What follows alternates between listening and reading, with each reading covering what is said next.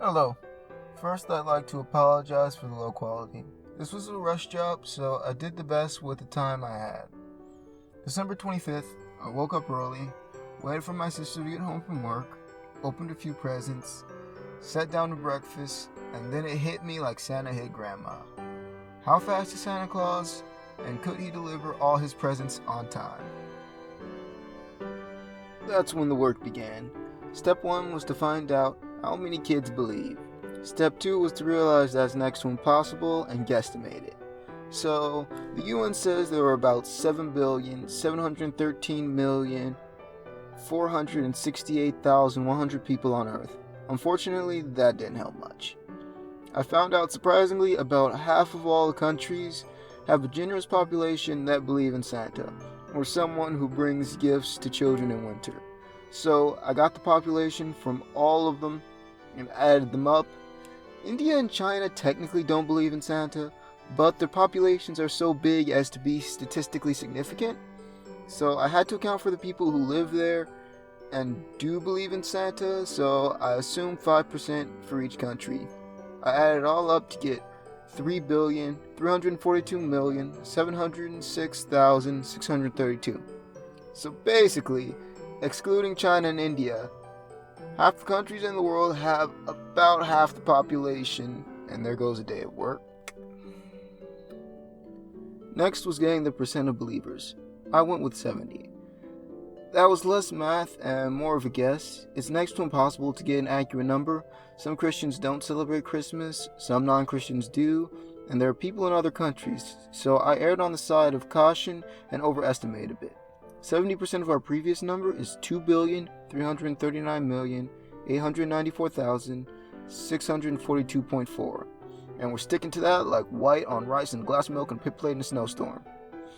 The UN says around 17.4 people are 9 or under. I figure that's correct.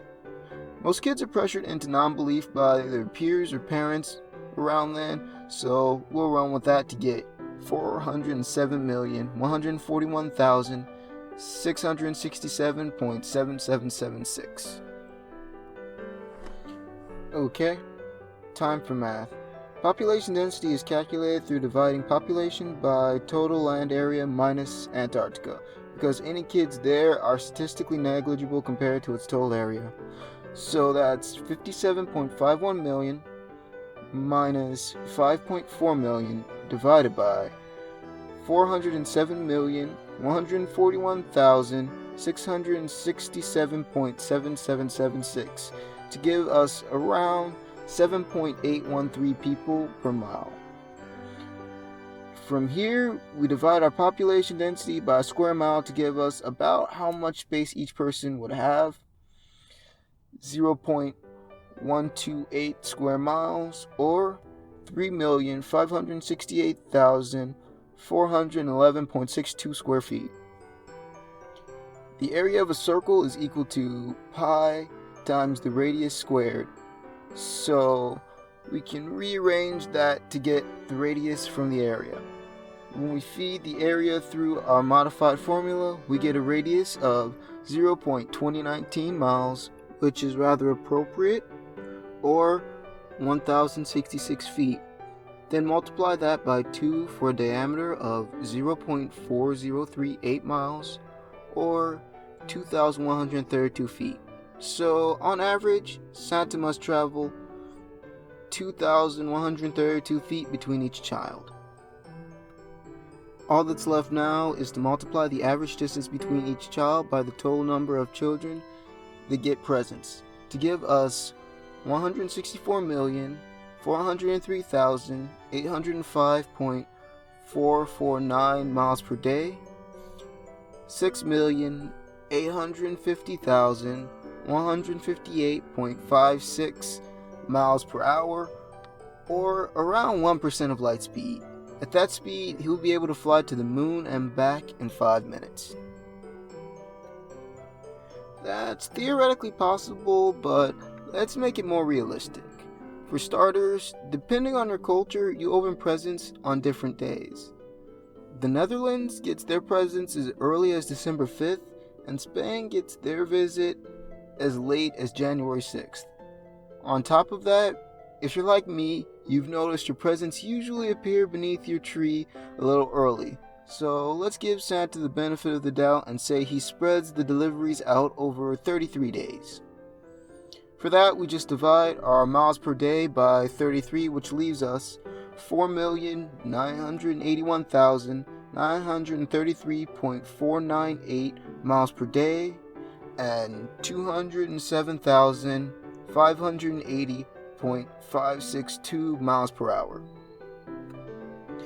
There is still more we can do to shift the math in Santa's favor.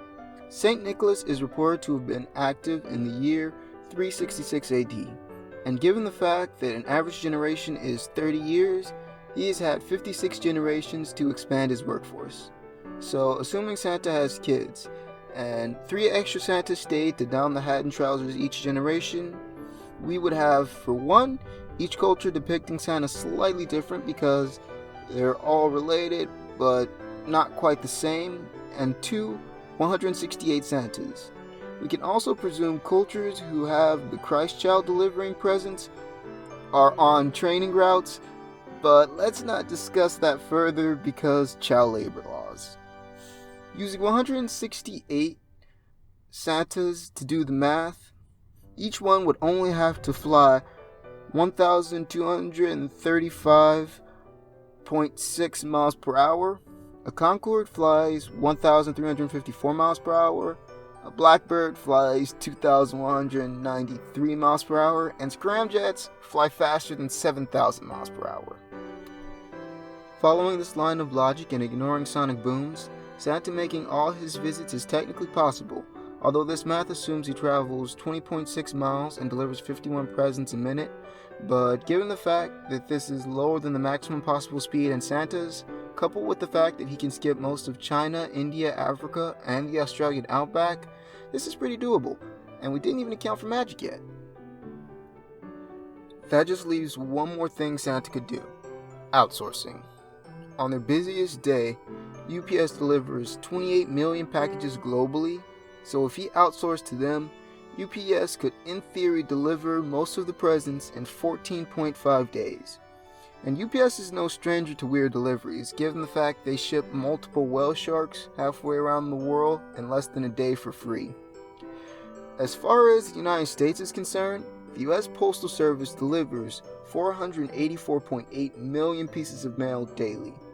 Most of those are letters, but the infrastructure they and other countries have in place, combined with the size of private package delivery services, means it's entirely possible for Santa to outsource all of his work and take a well-earned vacation. If you'd like to see this topic covered in far better detail by people way more skilled than us, feel free to click one of the links to my left or your right. All our sources are down below, and thank you for watching.